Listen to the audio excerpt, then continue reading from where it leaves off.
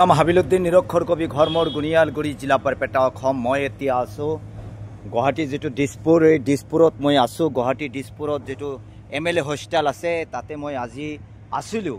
তাৰে দৃশ্য মই অসম তথা ভাৰতবৰ্ষৰ মানুহৰ গেথাৰ্থে দেখাব বিচাৰিছোঁ যে 126জন বিধায়কে এইসকল হোষ্টেলত তেখেতসকলে থাকে। আমি এতিয়া অসমৰ ৰাইজৰ গেথাৰ্থে কিছু কথা ক'ব বিচাৰিছোঁ যে এইসকল হোষ্টেলত 126জন বিধায়কে থাকি দিছপুৰৰ সদনৰ মজিয়াত তেখেতসকলে আইন পাছ কৰে। মই নিৰক্ষৰ কবি সেই আইনৰ মাজত অলপ আপত্তি আছে, কাৰণ এইসকল বিধায়কে আজি AC ঘৰৰ ভিতৰত আছে আৰু যিসকল মানুহক উচ্ছেদ কৰিলে সেইসকল মানুহ উচ্ছেদ কৰা মানুহবিলাকে এতিয়া তিৰফলৰ তলত আছে।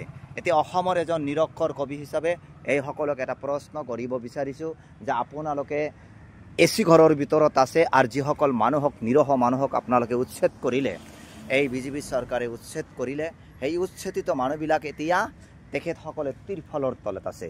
এতিয়া মোৰ প্ৰশ্ন যে আপোনালোকে AC ঘৰৰ ভিতৰত থাকি আৰু যিসকল নিৰহ মানুহক আপোনালোকে উচ্ছেদ কৰিলে সেইসকল মানুহ তিৰফলৰ ভিতৰত আছে, এইসকল মানুহক পুনৰ সংস্থাপনৰ ব্যৱস্থা আপোনালোকে কেতিয়া কৰিব?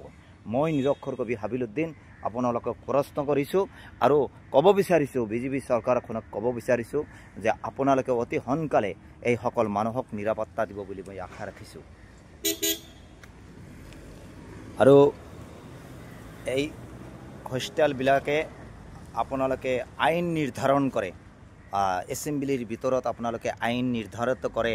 মই অসমৰ এজন নিৰক্ষৰ কবি হিচাপে এই যিসকল মানুহক আপোনালোকে উচ্ছেদ কৰিলে, যিসকল মানুহক আপোনালোকে উচ্ছেদ কৰিলে এইসকল মানুহক পুনৰ সংস্থাপনৰ ব্যৱস্থা কৰিব বুলি মই অসমৰ এজন নিৰক্ষৰ কবি হিচাপে আপোনালোকক আহ্বান জনাইছোঁ। এইটো হ'ল MLA হোষ্টেল। MLA হোষ্টেলৰ মই দৃশ্যবিলাক দেখাই আছোঁ। ইয়াতে জাতি ধৰ্ম নিৰ্বিশেষে সকলো জাতি ধৰ্মৰ মানুহৰ নিৰাপত্তা বা আপোনাৰ আইন প্ৰণয় হয়। ইয়াতে তেখেতসকলে ৰাতি টোপনি আহে আৰু আমি প্ৰশ্ন কৰি আছোঁ যে অসমত যে ইমান উচ্ছেদ হৈছে, এই উচ্ছেদিত মানুহক আপোনালোকে কেতিয়া আপোনালোকে তেখেতসকলক নিৰাপত্তা দিব? মই অসমৰ এজন নিৰক্ষৰ কবি হিচাপে আপোনালোকক প্ৰশ্ন উত্থাপন কৰিছোঁ। সকলোকে আহ্বান জনাইছোঁ এই ভিডিঅ'টো আপোনালোকে শ্বেয়াৰ কৰিব।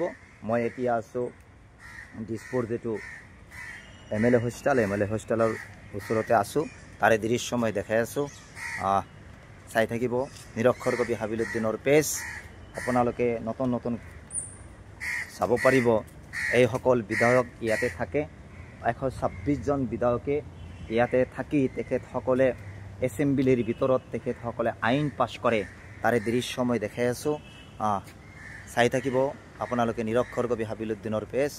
আমি অসম চৰকাৰক ৰিকুৱেষ্ট কৰিব বিচাৰিছোঁ যে যিসকল মানুহক আপোনালোকে উচ্ছেদ কৰিলে সেইসকল মানুহক অতি সোনকালে তেখেতসকলৰ পুনৰ ব্যৱস্থা কৰিব বুলি মই আশা ৰাখিলোঁ, কাৰণ সেই সকলো মানুহ অসমতে জন্ম হৈছে, ভাৰতবৰ্ষৰ তেখেতসকলে বাসিন্দা হয়। আপোনালোকে অতি সোনকালে সেইসকল মানুহক নিৰাপত্তা দিব বুলি মই আশা ৰাখিছোঁ। ধন্যবাদ, থেংক ইউ, শুক্ৰিয়া।